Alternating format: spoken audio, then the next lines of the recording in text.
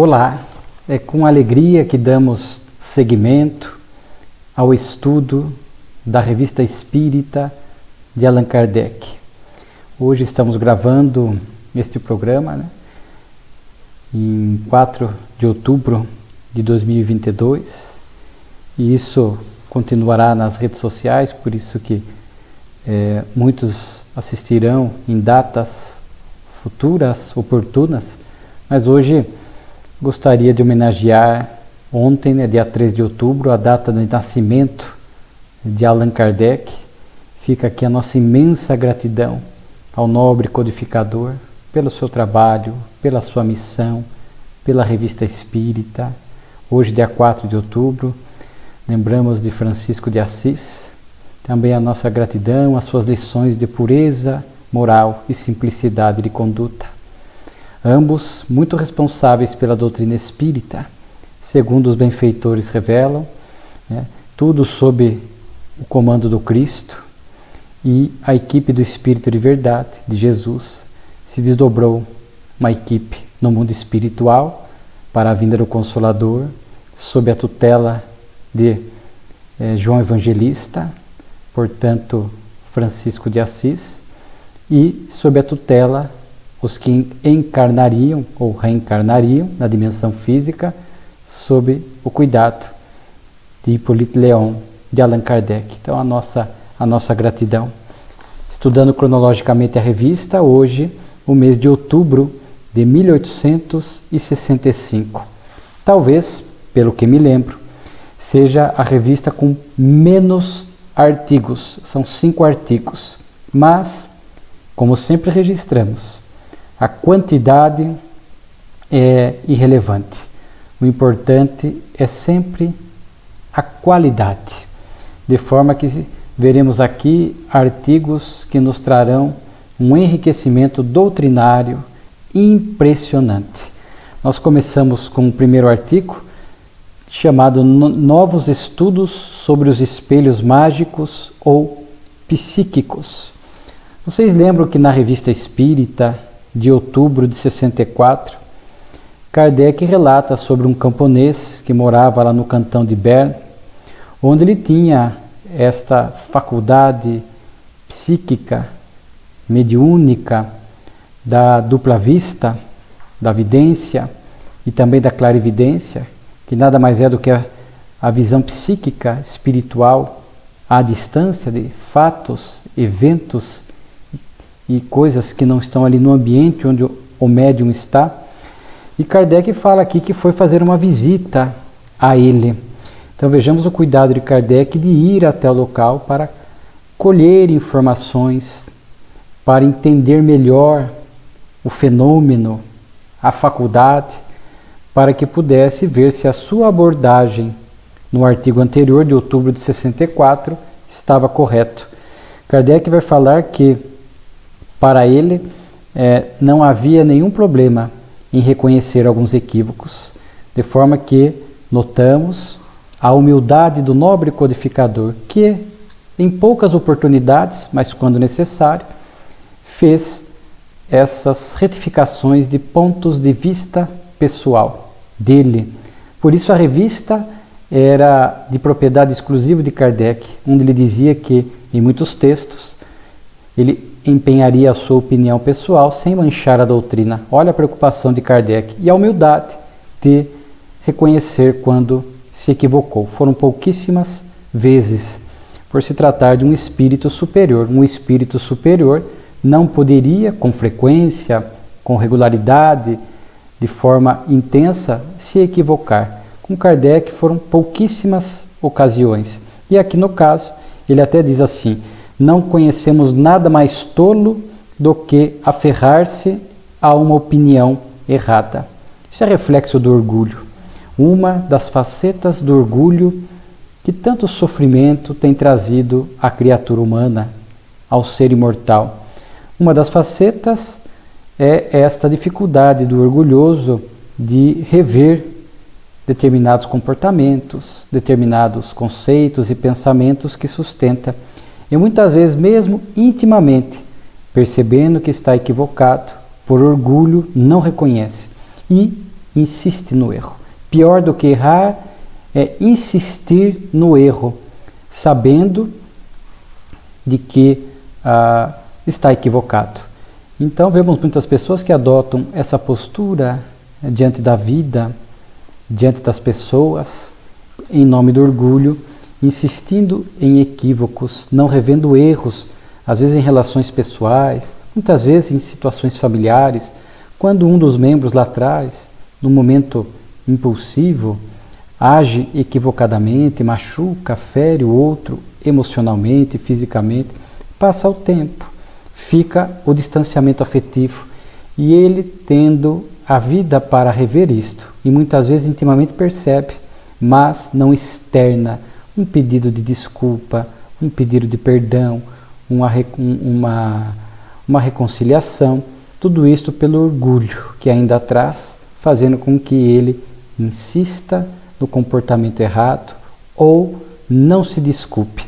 Kardec vemos, portanto, nos estimulando a refletir sobre a importância da humildade. E ele, portanto, vai até o local, é um artigo longo. Lembramos que no primeiro artigo de outubro de 64, Kardec havia concluído, porque este médium, este camponês, só fazendo aqui uma síntese, uma lembrança, ele pegava um copo com um fundo grosso e ficava olhando para o fundo do copo, que gerava um reflexo brilhante, e a partir dali, depois de um instante, ele começava a falar, fazer revelações, e ele tinha a característica de falar de minas d'água, revelar onde tinha minas d'água, onde não havia minas d'água, revelar coisas pessoais da pessoa, saúde, falar sobre questões da distância. Então, e Kardec chega à conclusão de que este objeto, este chamado espelho mágico, este objeto que induz a pessoa a entrar neste estado mediúnico, sonambúlico, de alteração da consciência, Kardec disse que o objeto era irrelevante para o fenômeno. Era mais a pessoa que tinha um apego, acreditava num efeito daquele objeto. Então era mais um condicionamento criado pela pessoa do que uma necessidade. E aí Kardec vai fazer então essa visita, diz que foi recebido, foi acompanhado de um homem, né, até a casa, e ali ele pôde perceber a autenticidade da mediunidade, porque o camponês chegou a falar, já nesse estado sonambúlico, falar da saúde de Kardec, né? Indicou inclusive remédios. Sabemos que Kardec tinha alguns problemas de saúde, sabemos, já que dissemos outras vezes, que o Dr. Demer, após retornar ao mundo espiritual, foi médico na última reencarnação, passou a cuidar da saúde de Kardec, a fim de que ele pudesse finalizar a sua missão.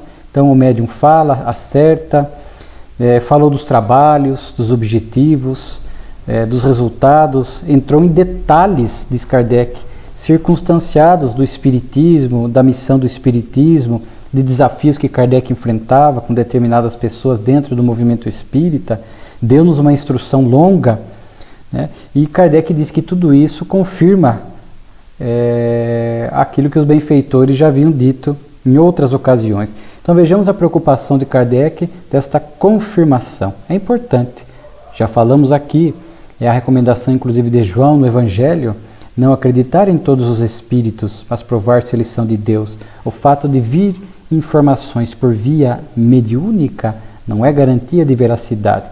Então Kardec não apenas dava essas instruções teóricas para a formação do médium, para os cuidados necessários com a mediunidade, mas também dava o exemplo, porque quando acontecia com ele, ele procurava colocar em prática tudo aquilo que ele recomendava. Então, e ele sente, portanto, confiança no médium. Inclusive, mais à frente, quando ele consultou os benfeitores sobre esta visita, sobre o médium, o camponês, os espíritos falam, nós nos utilizamos dele justamente para fazer algumas falas acerca da doutrina espírita, da tua missão, que o médium não tinha conhecimento algum, e ele se esquece muitas vezes, estando em estado inconsciente, do que fala o médium. Então ele não tinha nenhuma alcance, nenhum entendimento daquilo que ele falava. Naquele momento ele estava sendo um porta-voz direto da espiritualidade superior. Então isso fez com que ele pudesse, Kardec pudesse perceber que estava diante de um bom médium. E ali era médium porque vemos, e os espíritos vão revelar isso, aí o equívoco de Kardec, que o instrumento era importante.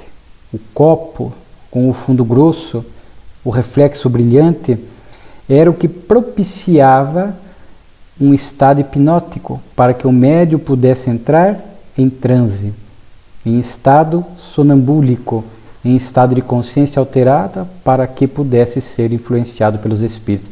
Lembremos, o sonâmbulo pode ser apenas anímico ou mediúnico. Anímico, quando ele entra nesse estado alterado da consciência, sonambúlico, se desconecta do corpo e faz percepções espirituais, seja vidência do ambiente presente, à distância, clarividência, mas às vezes ele consegue fazer esses relatos manejando apenas as próprias potencialidades anímicas, portanto anímico.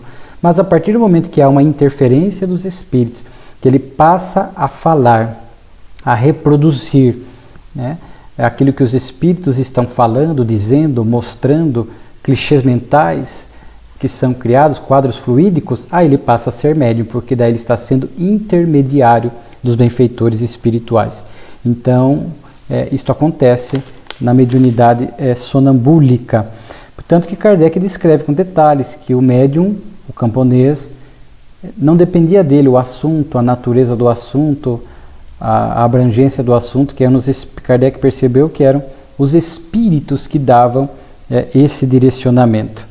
E outra coisa importante que Kardec fala é da lucidez, porque ora ele estava consciente, registrando tudo, ora ele estava inconsciente, não lembrava de nada. Então a faculdade consciente ou inconsciente pode acontecer, às vezes o mesmo médium ter estas duas possibilidades, trazendo esta predisposição orgânica.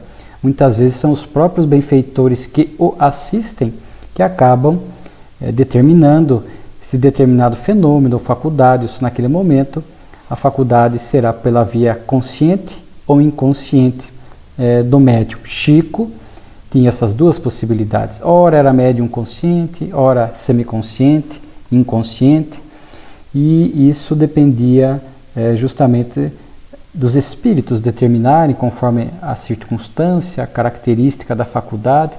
O estado consciente ou inconsciente às vezes facilitaria determinado tipo de mediunidade ou de informação que eles queriam trazer. Mas era importante que Chico trazia esta predisposição orgânica para funcionar nesses 2, 3 estados de lucidez, né? Consciente, inconsciente ou semiconsciente. Isto é importante. Então Kardec também faz essa observação. E Chico dizia, há uma frase registrada de Chico, que quando ele podia opinar, escolher, ele optava pela faculdade consciente. Né? Ele queria estar mais ativo, participativo do fenômeno, que demonstrava responsabilidade. Né? Que ele não queria, porque alguns acreditam que inconsciente o médium não tem nenhuma responsabilidade. E a gente sabe que tem. Né? Os espíritos se utilizam daquilo que o médium oferece. Mesmo no inconsciente, o espírito está filtrando, cuidando, por exemplo, da psicofonia, por exemplo, da psicografia, e pela sua autoridade moral, ele faz o filtro, ou bloqueia quando o espírito está fazendo um mau uso do seu corpo. Então, o artigo aqui traz essas questões interessantes em torno da mediunidade. Então, Kardec enaltece a característica mediúnica do camponês que ele foi visitar, fala da sua simplicidade, fala que ele não fazia nenhum alarde exterior, porque há médiuns que têm comportamentos exteriores desnecessários, mas para chamar a atenção, muitas vezes através de gestos, através de rituais, bocejando às vezes excessivamente, fazendo ruídos exteriores, enfim, alguma forma de estribuchando, tremendo, enfim, há médiuns que criam esses condicionamentos, essas condutas para chamar a atenção. E aqui era um médium simples, um médium que a faculdade mediúnica se dava dessa forma, sem alarde, sem nenhum digamos assim, extravagância que é desnecessária na essência para a mediunidade. Então vejamos aqui que os benfeitores confirmam a Kardec numa reunião mediúnica posterior, através de um médium, que eles se utilizaram do médium, do camponês de Berne, para trazer algumas informações importantes da doutrina para comprovar a seriedade e a qualidade do médium. E aí algo interessante, ele diz assim, inclusive o médium que nós estamos nos utilizando agora, para confirmar aquilo que nós falamos pelo camponês que você visitou, este médium talvez não conseguisse trazer as mesmas informações que o camponês trouxe, porque o camponês não tinha nenhum conhecimento daquilo que nós iríamos falar, nenhuma opinião pessoal daquilo que nós iríamos falar, de forma que ele for um instrumento mais fiel. O médium, agora que estamos nos utilizando, vejamos que ele, aqui presente, temeroso de ir longe demais nas informações, poderia não ter o mesmo alcance, então temeroso pelo alcance. Então já era um médium, com vivência espírita, talvez pudesse bloquear algumas informações por temor daquilo que os espíritos trouxessem através dele. Então bloquearia consciente ou inconscientemente. Então às vezes acontece este efeito anímico do médium, por insegurança, por medo, por discordar daquilo que os espíritos estão trazendo, por achar exagerado, o próprio médium vai criando esses bloqueios nas comunicações, ou às vezes, em caso mais grave, até adulterações. Né? Esta é a influência anímica, que sempre acontece, mas espera-se que esta influência anímica não possa, de alguma forma, distorcer ou contaminar o pensamento, a ideia que o espírito está trazendo. Então vejamos essa observação importante. De forma que Kardec continua fazendo esta narrativa. Kardec, inclusive, vai perguntar para os benfeitores sobre o reflexo brilhante do copo. Os espíritos vão confirmar aquilo.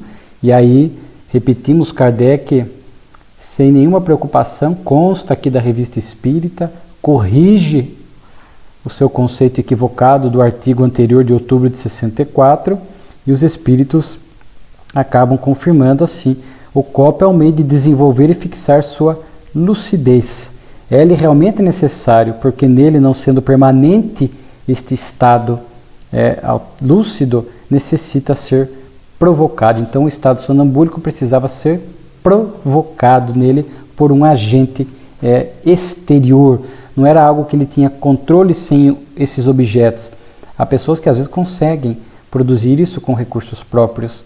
No caso dele, precisava de um instrumento exterior para produzir este estado alterado da consciência, que esses agentes são necessários para alguns, quando a faculdade necessita ser superexcitada.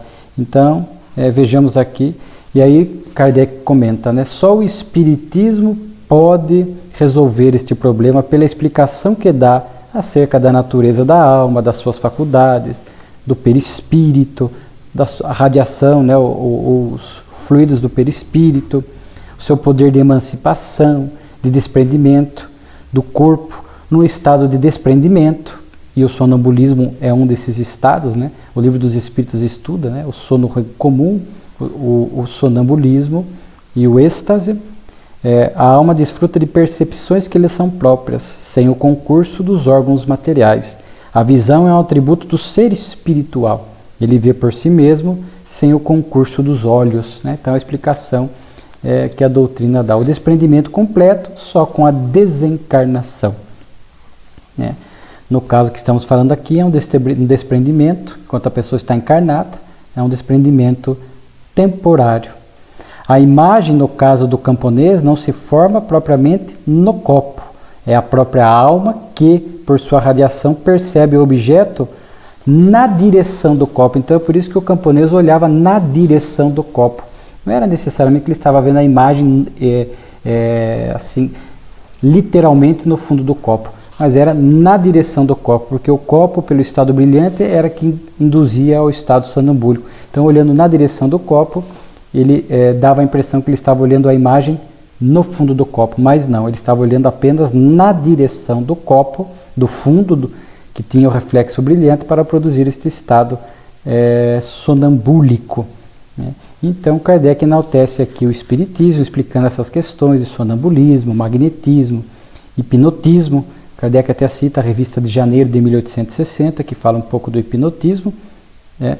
Daí pode-se tirar a conclusão de que corpos vulgarmente chamados de espelhos mágicos não passam de agentes hipnóticos, infinitamente variados em sua forma e efeito, conforme a natureza e o grau das aptidões do médium. O próximo artigo também é um daqueles textos de Kardec que nós ficamos impressionados. O artigo é a partida de um adversário do espiritismo para o mundo dos espíritos. Traz aqui diversas reflexões. Nós vamos, claro, aqui por questões de tempo, cuidar apenas de algumas. Mas assim, Kardec recebe uma carta de uma cidade que ele não identifica, apenas traz a inicial, a letra V, e ele diz assim que aquele grupo espírita narra que um padre daquela localidade, das nossas vizinhanças, era, em vida, um grande adversário do espiritismo. Mas ele diz assim, um adversário leal, não é aquele que distorcia, que agredia por agredir. Ele mantinha a discussão em nível intelectual, né? E aí ele acabou desencarnando e o grupo teve a ideia de evocá-lo depois, aqui não fala exatamente, mas dá a impressão que evocaram dentro de um prazo curto, não tão longo. E aí eles dirigem algumas perguntas e o padre, agora no mundo espiritual, traz algumas questões interessantes. Aqui nós vamos ver, este é um dos efeitos da desencarnação. Não é um efeito imediato. O espírito não consegue mudar de uma para outra hora integralmente os seus conceitos, as suas ideias, comportamento. Isto é fruto de tempo. No mundo espiritual, onde já vimos, a lei do progresso também se faz presente. Os espíritos progridem no mundo espiritual de acordo, como acontece na dimensão física, com o seu esforço, de acordo com o seu engajamento. Vimos agora há pouco, né, o orgulho vencendo orgulho, porque há espíritos que chegam no mundo espiritual e, por ignorância, não identificam os equívocos, ou por orgulho, identificam, mas não querem se modificar, insistem no erro. Isto acontece tanto no mundo físico quanto no mundo espiritual, mas naturalmente de duração temporária, mais ou menos longo. O espírito, cedo ou tarde, irá retificar os seus equívocos. Então o padre é evocado, é dirigido algumas perguntas e ele basicamente vai falar aqui, por exemplo, de que a morte o convenceu dos seus ensinos, né? Porque o padre acreditava como uma ala da igreja de que somente os espíritos maus, inferiores, se comunicavam pela via da mediunidade. E ele, chegando do lado de lá, ele próprio agora estava sendo testemunha, instrumento disso, porque ele, que não era um espírito inferior, trazia, nós vamos ver aqui, uma boa moralidade, foi um homem de bem, apenas tinha conceitos equivocados, ele estava se comunicando. Então ele diz, percebo que pela mediunidade, tantos os maus quanto os bons espíritos podem se comunicar. Então ele diz isso. E aí ele vai trazer um ponto interessante. Se isso não seria, porventura, a ruína da humanidade. Porque as paixões humanas são imensas. As imperfeições das criaturas humanas, o planeta inferior, de forma que os maus espíritos teriam, digamos assim, um domínio sobre o intercâmbio, sobre a ação, sobre os desencarnados, o que poderia comprometer o progresso, a felicidade e o futuro da Terra. Era uma percepção do padre. Veremos depois o texto de Kardec, vai demonstrar o equívoco. E o padre também vai se lamentar. Veja só que ele chega no mundo espiritual, não estava há muito tempo lá, ainda estava digerindo intimamente algumas das questões que ali ele próprio estava agora observando, talvez fazendo uma reflexão ainda inicial, incapaz de uma mudança abrupta, conforme nós falamos, e ele vai lamentar que ainda influência da sua última reencarnação como uma autoridade eclesiástica, justamente dentro da proposta espírita, esta quebra da oligarquia clerical. Então ele vai repetir, vai lamentar que não se abre mão de uma hora para outra das facilidades, das honras que a batina trazia para ele. Então ele tinha uma grande dificuldade, teria que lidar com isso depois com o passar do tempo, dessas questões que a igreja trouxe ao seu comportamento em termos de hierarquia, em termos de se acreditar um intermediário direto de Deus, entre Deus e a terra, os poderes clericais que ele trazia. Ele vai falar aqui, ele próprio, não se renuncia de boa vontade às honras, ao respeito que está habituado a colher. De forma que a batina era sinônimo de evolução, era sinônimo de estar no céu, era sinônimo de ser um intermediário direto de Deus. Então, ele tinha dificuldade agora, lidando com a informação que o Espiritismo havia dito, e que agora ele ia pouco a pouco percebendo a realidade, ele demonstra uma grande dificuldade de abrir mão disso que ele vivenciou na sua última reencarnação e talvez em outras reencarnações também. E ele vai falar a respeito disso. E aqui a gente fala a dificuldade do indivíduo de se libertar dessas aristocracias, a aristocracia clerical, conforme nós vimos, deste poder transitório que algumas religiões se atribuem ou aos seus integrantes, a aristocracia da família, do sangue, do meu sobrenome, por isso eu sou mais importante que os outros, melhor que as outras pessoas, tenho um lugar reservado, num lugar feliz depois da morte. A aristocracia dos anciãos, os mais velhos são aquelas pessoas obrigatoriamente que devem mandar, mais evoluídos, e sabemos que às vezes o tempo de vida do corpo físico não reflete a maturidade e a evolução espiritual. A aristocracia econômica, famílias de posse com riqueza seriam mais importantes, teriam que ocupar os cargos mais importantes, teriam que tomar decisões em nome da sociedade ou para uma determinada sociedade. Então a doutrina espírita vem quebrando tudo isso, demonstrando que de fato o que vale para Deus é a aristocracia moral. Reconhece-se a árvore pelos frutos, como disse Jesus. Então o nosso nome, o nosso sobrenome, a família que pertencemos, o cargo religioso que tivemos, o nosso saldo bancário, nossos status social, à luz da doutrina espírita, não garantem a nossa volta para o mundo espiritual, no estado feliz, de plenitude, em regiões equilibradas. Não, são as nossas atitudes morais. A cada um será dado segundo as suas obras, as suas ações, como disse Jesus. Então o Espiritismo vem nos trazer a importância da aristocracia moral. E o padre vai apontar para algo que era uma falha, não diga uma falha, não é uma falha, algo que acontecia no movimento espírita naquela época, uma falha do movimento, uma falha dos indivíduos, não propriamente do espiritismo, que ele falava das divisões que existiam, das seitas, das ramificações espíritas. Então ele cita, já existem os puristas, os kardecistas, o espiritualismo da escola americana, o espiritismo da escola francesa, esses diversos ramos e tal. Então ele diz assim, que a doutrina espírita já iria apresentando essas falhas, e que ela nasceu, cresceu, estava no auge e queria decrescer, cairá. Né?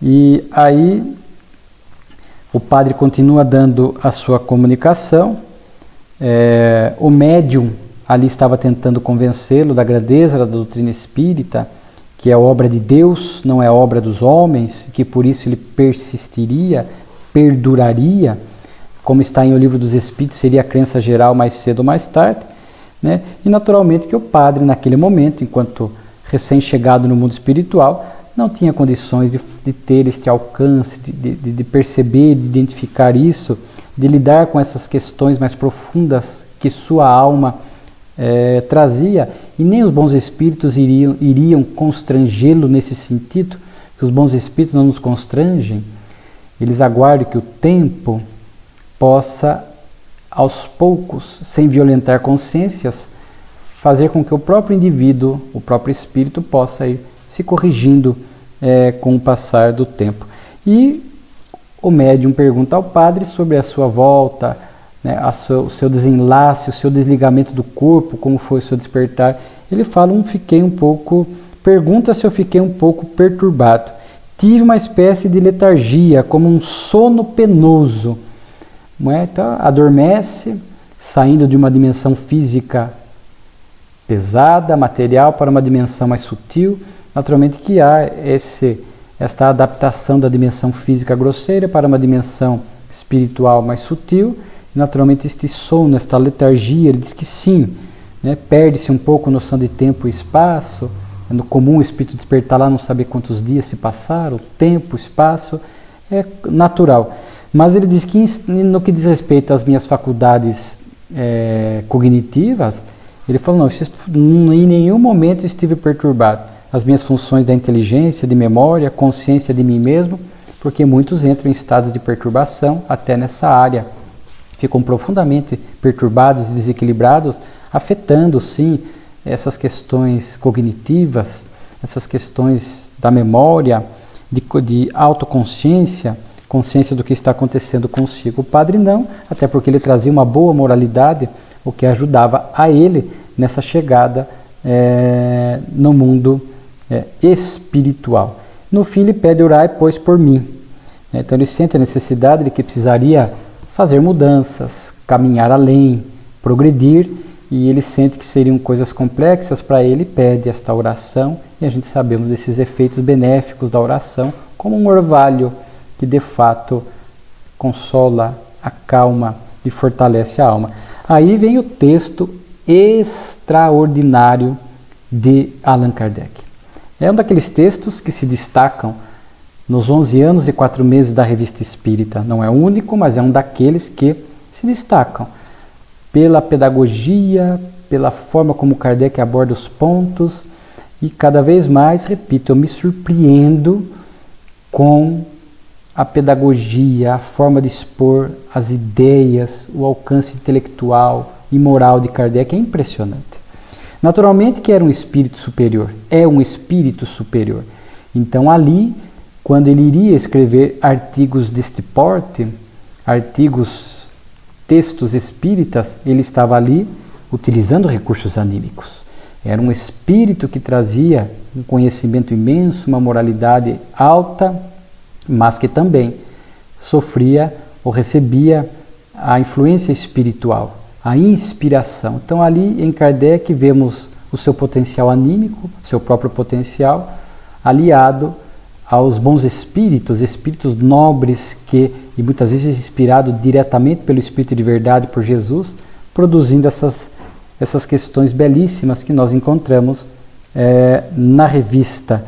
Então, o próprio Kardec diz que o padre ali, nas suas falas, já percebia que pressente uma modificação em suas ideias. Então, a gente vê o padre ali um pouco duvidando, sinalizando para pontos que ele teria que rever mais à frente. Kardec vai falar de uma amorosidade, veja só, porque ele diz assim: Senhor Padre, embora tenhais sido nosso adversário declarado e militante na terra, nenhum de nós assim vos quer hoje, e jamais vos quis durante vossa existência. Primeiro porque nossa fé faz da tolerância uma lei, e aos nossos olhos todas as opiniões são respeitáveis quando sinceras. A liberdade de consciência é um dos nossos princípios. Nós a queremos para os outros como a queremos para Deus. Olha só que texto belo, a moralidade de Kardec. Nenhum mal dirigia em desfavor do padre. Ele diz assim, trazendo uma frase que o próprio padre cita: o espiritismo, bom pela essência, é mal por seus resultados. Aí Kardec vai dizer: isso não é verdade? O próprio Cristo fala que reconhece-se a árvore pelos frutos. O espiritismo não seria bom na essência e produziria maus frutos. E aí Kardec fala de todos os reflexos, os resultados morais que o espiritismo traz na vida do indivíduo. Então ele não traria um resultado mau. E Kardec fala aquela questão dos maus espíritos, né, dizendo que você diz que os maus espíritos atuaria nas paixões humanas que são intensas e seria a ruína da humanidade. Aí o Kardec diz assim: então, segundo uma ala da igreja, isso seria horrível, porque só os maus espíritos podem se comunicar, então não teríamos nenhuma luz lá à frente. O espiritismo fala que os bons e os maus se comunicam. E aí diz Kardec: E o Espiritismo vai além, porque nos ensina o meio de combater as más influências espirituais. Olha que beleza, né? Kardec diz, ele dá a conhecer a sua causa de uma influência perniciosa que age sobre um homem. Kardec fala que a obsessão, a influência espiritual inferior, é um dos flagelos, uma das provações na Terra, por ser um mundo ainda inferior. Mas assim, olha, texto de Kardec, ele ensina que para a ele subtrair-se e neutralizar a influência dos maus espíritos, é preciso tornar-se melhor, dominar as suas más inclinações e praticar as virtudes ensinadas pelo Cristo, a humildade e a caridade. Então, a isto chamais de maus resultados? Veja só a objetividade e o alcance de Kardec, né? Fazia assertivas que eram irretocáveis, insuperáveis, né? Kardec fala quando o padre lamenta a ruína do clero, a oligarquia clerical, e fala que os sentimentos e os pensamentos têm que estar além disso. Diz assim, mas que? Então o clero seria movido por sentimentos tão mesquinhos? Jesus ensinou, meu reino não é deste mundo, a ponto de sacrificar o interesse da verdade à satisfação do orgulho, da paixão e das paixões mundanas, né? Então Kardec faz essa chamada de atenção. E fala que a previsão pessimista do padre em relação ao futuro do Espiritismo, né, que ele iria decrescer, Kardec fala que não. O Espiritismo cria uma nova ordem de coisas, novos hábitos, novas necessidades, modificará crenças. Olha o alcance da doutrina na visão de Kardec. Modificaria as relações pessoais, diz ele, fará a amoral o que fazem do ponto de vista material todas as grandes descobertas. Então Kardec vai falar que o Espiritismo influenciará instituições, influenciará as relações humanas, o indivíduo ao entender o verdadeiro propósito da vida, a lei do progresso, a sua essência espiritual e divina, a lei de causa e efeito, sem pressa, sem violar consciências, gradativamente. Kardec vai falar que os bons espíritos não têm pressa, que eles administram, regulam a revelação das verdades, sem que o homem, a criatura humana, possa interferir nisso. Há, segundo Kardec, nós sabemos, uma gestão, uma administração superior dos bons espíritos. Então, o Espiritismo, por nos trazer leis divinas, revelar as leis divinas, que são eternas e imutáveis, não perecerá. Não é a ideia de um único homem, conforme nós vimos, de um único espírito. É revelação divina, obra dos bons espíritos que, amando do Pai, trazem para a terra a terceira revelação, o Consolador prometido, a revivência do cristianismo primitivo, das lições puras de Jesus, que foram, por vários motivos, adulteradas. Então eu achei tão bonita esta fala de Kardec, né? Falando dessa questão. Ele vai usar uma expressão que eu achei muito bonita, né?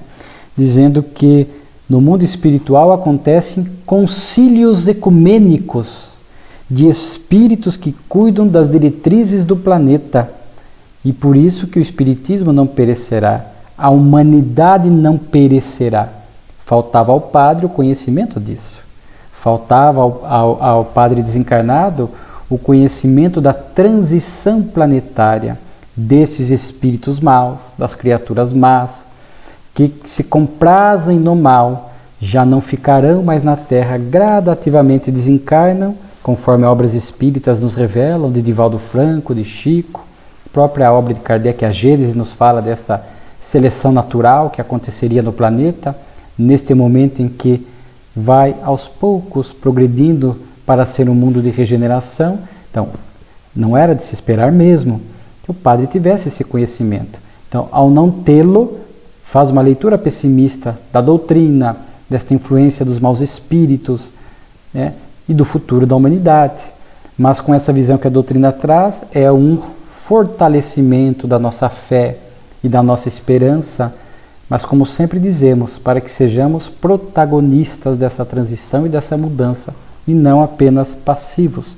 Então Kardec fala, eu acho tão bonito, e eu lembro da obra Cidade no Além, de Chico e Eigurina, onde o espírito André Luiz e outro espírito trazem informações da colônia nosso lar, do mundo espiritual, etc.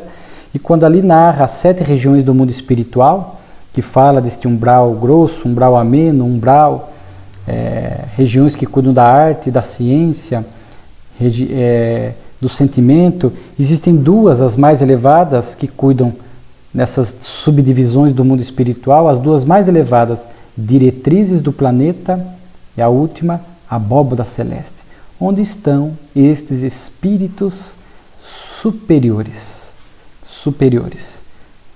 que cuidam, como Kardec, que cuidam das diretrizes do planeta, se reúnem nesses concílios ecumênicos, visando o bem da humanidade,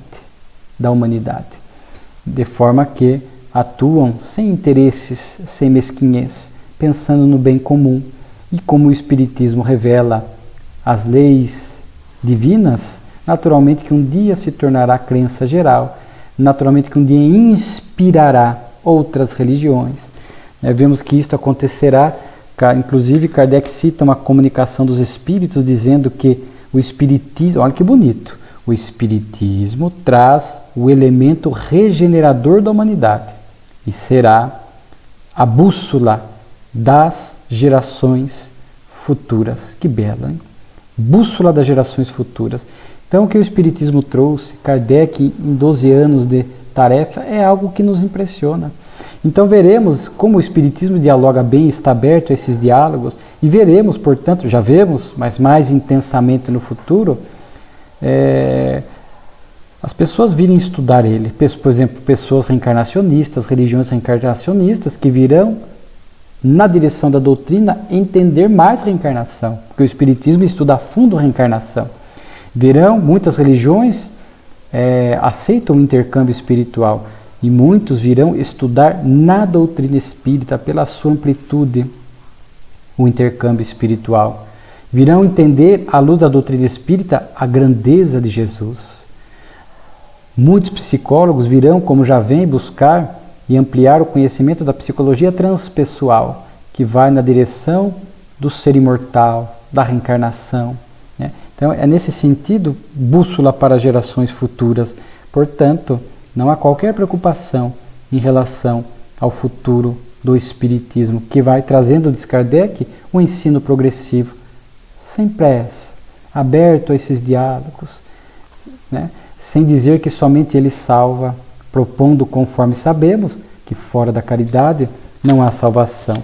E por fim, nesse texto extraordinário de Kardec, quando o padre fala das ramificações, Kardec vai dizer que o cristianismo teve e tinha naquela época mais de 360 ramificações e sobreviveu. Mas Kardec vai dizer que ele, Kardec, inspirado pelos bons espíritos, trouxe para a doutrina o elemento de estabilidade. Bonita essa expressão também, a fim de que o espiritismo pudesse superar essas ramificações. Qual seria esse elemento de estabilidade? Qual seria o caminho para evitar que o espiritismo fosse se ramificando com pontos e ideias doutrinárias que se chocassem? Seria a universalidade dos ensinos e a fidelidade aos princípios básicos da doutrina. Infelizmente, nem todos seguem. Vemos aqui que o desejo de Kardec era que não houvesse essas ramificações, embora ele reconheça que naquela época houvesse poucas, mas que ele dizia que com o tempo isso iria acabar. E infelizmente vemos hoje, não é falha do espiritismo, é falha dos espíritas que compõem o movimento espírita. Falta de estudo, falta de Kardec, falta de fidelidade. Enfim, seriam várias as causas. Orgulho, egoísmo, fazendo com que não se atentem a esses elementos de estabilidade que Kardec trouxe para que evitássemos essas divisões. E hoje olhamos o movimento espírita com algumas ramificações. Há aqueles que não aceitam Chico, não aceitam as comunicações de André Luiz, combatem e discordam de Divaldo, das comunicações de Joana, de Filomeno de Miranda. Há aqueles que trazem trazem vieses políticos para a doutrina espírita e fazem ramificações. Há aqueles que são fanáticos em Kardec. Todo fanatismo é perigoso. Mesmo em Kardec, vimos fanáticos religiosos matarem em nome de Deus. Então, aqueles que se fecham e não aceitam as obras complementares sérias, que vêm se somar à doutrina, e se fecham, se fanatizam em Kardec e perdem valiosas informações. Quando vimos vários textos de Kardec dizendo que o Espiritismo está aberto, e nesse texto ele repete isso, está aberto às ideias, a fatos novos, ideias novas, desde que respeite fidelidade às bases, o bom senso, a razão e a universalidade dos ensinos. Então surgirão coisas que o Espiritismo será integrado ao Espiritismo respeitado isso. Então há pessoas que não enxergam dessa forma, criando, alimentando essas ramificações. Kardec diz esse elemento progressista da doutrina que está aberto, mas não é aberto de forma leviana para que nele fosse incorporado qualquer ideia, qualquer pensamento, qualquer modismo, qualquer achismo. Não. Repito, essa palavra de Kardec tem que ser estudada por nós. Elemento de estabilidade. Ao estudarmos, sobretudo a revista espírita, há vários textos de Kardec insistindo nisso. E Kardec acreditava que isso evitaria as ramificações, mas as falhas das criaturas humanas. Então ficamos a imaginar a tristeza de Kardec no mundo espiritual, compreendendo as falhas humanas dos espíritas, mas se entristecendo, infelizmente, com essas ramificações. Mas como o Espiritismo é lei divina, como o Espiritismo é conduzido por esses benfeitores espirituais, estas falhas humanas, lei do progresso, deixarão de existir mais à frente, né? Esses espíritas equivocados que alimentam estas ramificações voltam ao mundo espiritual. Muitos vão perceber cedo ou tarde os equívocos. Alguns os próprios voltam para corrigir e retificar isso, de forma que o tempo, sob a ação dos benfeitores,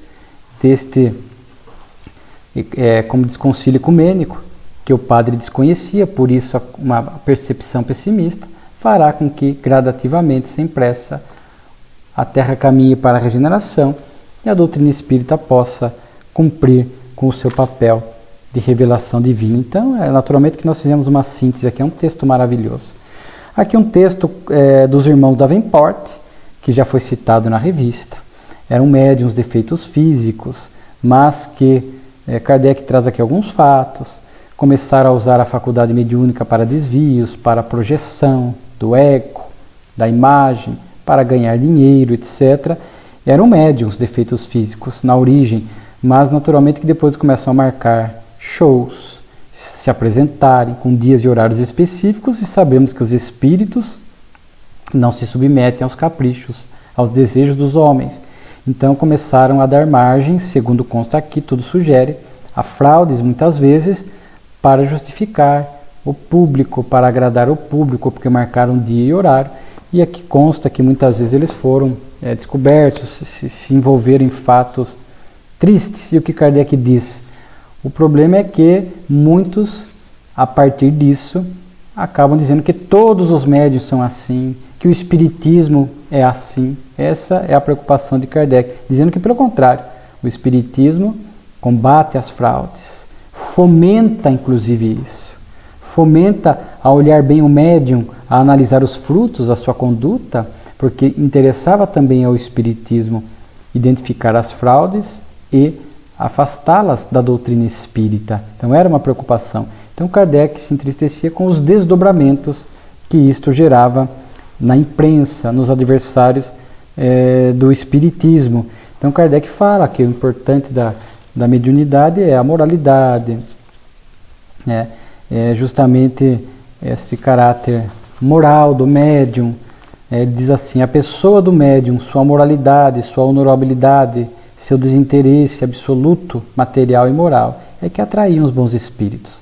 Não só os irmãos Davenport, mas outros, aproveitando da publicidade da época dos fenômenos espíritas, quiseram promover a imagem, ganhar dinheiro, e muitas vezes à custa de fraude, de adulterações, que acabavam, infelizmente, maculando a imagem da doutrina, mas que Kardec fazia questão de demonstrar que o Espiritismo era a favor de desvendar estas fraudes, porque trabalhava com seriedade e com honestidade e apresentava o meio pelo qual o médium, o bom médium, poderia ser reconhecido. Então é um teste nesse sentido, né?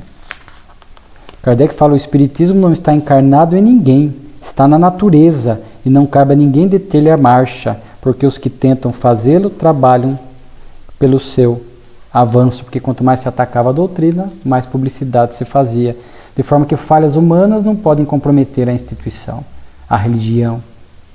Quando alguém age que tem alguma importância dentro de alguma religião e o indivíduo falha moralmente, nós não podemos acusar a religião. Então, se alguns espíritas, alguns médiuns que conhecem a doutrina falham moralmente, nós não podemos atribuir isso ao espiritismo, mas à imperfeição moral do indivíduo. Exéquias de um espírita. Kardec aqui, a pedido da família, publica a sua fala no enterro do Sr. Nantes, que era um dos membros da Sociedade de Paris. Diz aqui: um excelente espírita. E Kardec vai lá dar o testemunho, né? Falando com calma, com fé, com esperança, sabendo que a morte não termina com nada, porque o Espiritismo ensina de onde viemos, para onde vamos. Então, algumas vezes na revista encontramos esta fala de Kardec em enterros, e a fala sempre demonstrando essa lucidez da doutrina, o seu lado de consolador prometido, porque não há perda, não é adeus, não é definitivo, é um até logo mais. E Kardec, quando era convidado a falar, mais uma vez dava o exemplo daquilo que ele pregava, escrevia na Revista Espírita e nas demais obras, dando um testemunho da confiança na imortalidade, no reencontro. Então Kardec fala do Sr. Nantes aqui, inclusive narra um fato que ele estava com antes de morrer, morreu com calma. Isso é o efeito do Espiritismo na vida das pessoas, que morreu calmamente, sem temor da morte, ciente da imortalidade. Pegou um neto de 10 anos na sua mão, colocou-a sobre os olhos, e para que ele próprio os fechasse, pedindo que o neto fechasse, pressentindo a morte, pediu que o neto de 10 anos. Alguns segundos depois soltou um suspiro. Eu vejo. Nesse momento, seu neto, tomado de violenta emoção, foi adormecido pelos espíritos. Em seu êxtase, o neto viu a alma de seu avô, acompanhada por uma porção de outros espíritos, elevar-se no espaço, mas preso ainda ao corpo físico pelo cordão fluídico, que nós sabemos cujo rompimento se dá depois.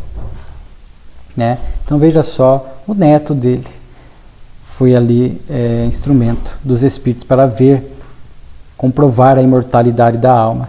E aí Kardec registra que o Sr. Nantes deixou 2.000 francos para serem aplicados na propagação do espiritismo. E o último artigo, variedades, vossos filhos e vossas filhas profetizarão, é uma forma de nós demonstrarmos aqui uma homenagem a um grande trabalhador da doutrina espírita da época, era criança na época de Kardec, mas depois seguiu trabalhando como Flammarion, como Leon Denis, que é Gabriel Delane.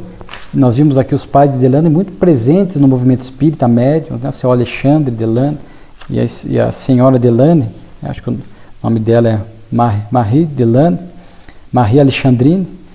Gabriel Delane nasceu em 57, então nasceu ali um mês antes do surgimento da doutrina na Terra, e depois, quando Kardec desencarna, ele tinha 12 anos, e iria desencarnar depois com 60, quase 60 e poucos anos, 69 mais ou menos, e foi um grande trabalhador, né? Engenheiro francês, fundador da União Espírita Francesa, do jornal Le Spiritisme. Com Leon Denis foi um dos grandes divulgadores da doutrina à época, escreveu obras espíritas, palestras por toda a Europa. Eu lembro de uma das grandes obras de Delane que me marcam, Evolução Anímica. Né? Nós espíritas temos que estudar estes grandes clássicos da doutrina, esses grandes autores da época de Kardec, Leon Denis, Flammarion, Gabriel Delane, né? São obras realmente importantes. Enfrentou limites físicos, a paralisia dos membros inferiores, inclusive chegou a ficar cego, mas de uma fidelidade, de uma vivência espírita realmente impressionante. impressionante, né? Não se casou, não teve filhos, embora uma referência aqui que teria adotado um bebê, né? E aqui a Variedades é porque é uma narrativa de Delane a demonstrar a maturidade do seu espírito, Gabriel Delane, que aqui com 8 anos de idade, ele se achava com alguns primos e foram na casa de uma senhora que morava no andar de baixo. Entraram na casa e lhes deu bombons. E aí diz assim, a senhora perguntou ao filho do Delane: como te chamas? Eu me chamo Gabriel, senhora. E o seu pai que faz? Meu pai é espírita. Não conheço essa profissão. A senhora não é uma profissão. Meu pai não é pago para isto. 8 anos.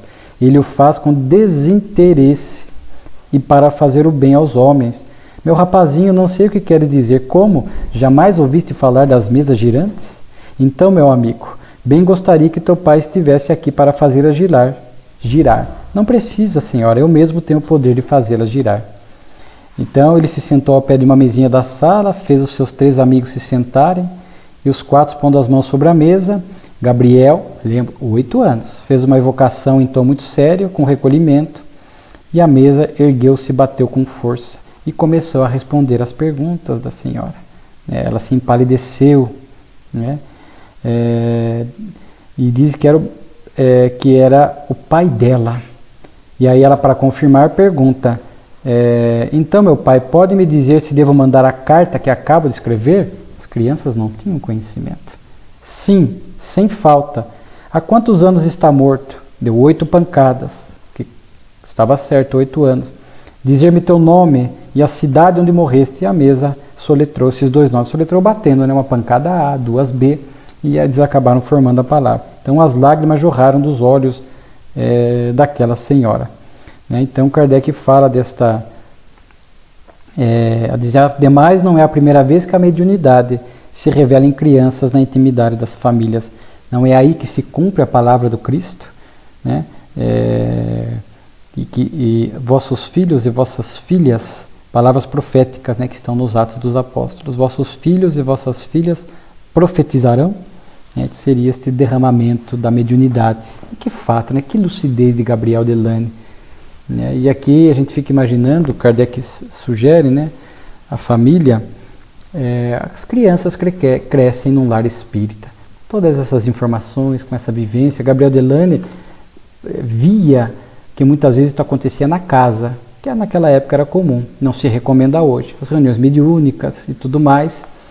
E Gabriel, então, cresceu vendo a mediunidade, os pais sendo instrumentos da mediunidade, ouvindo a doutrina espírita. Era um espírito elevado, conforme citamos.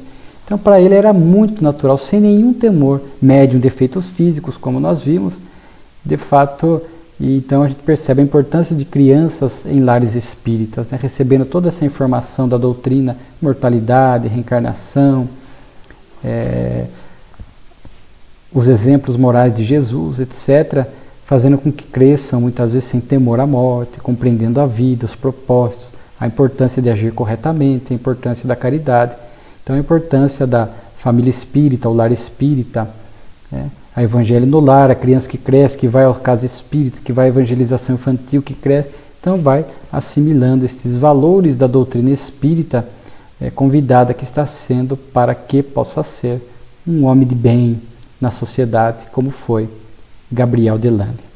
Então vejamos aqui que beleza de 5 artigos, mas olha a grandeza da revista. Olha os textos de Kardec. Realmente só podemos agradecer por estas bênçãos de podermos conhecer a doutrina e agora conhecermos com mais profundidade esta obra extraordinária de Kardec, a quem sempre agradecemos e homenageamos, né? As obras fundamentais, as suas obras menores, né? O que é o Espiritismo, brochuras que vieram, né? Mas esse trabalho realmente imenso, a Revista Espírita. Muito obrigado por vocês que nos acompanham.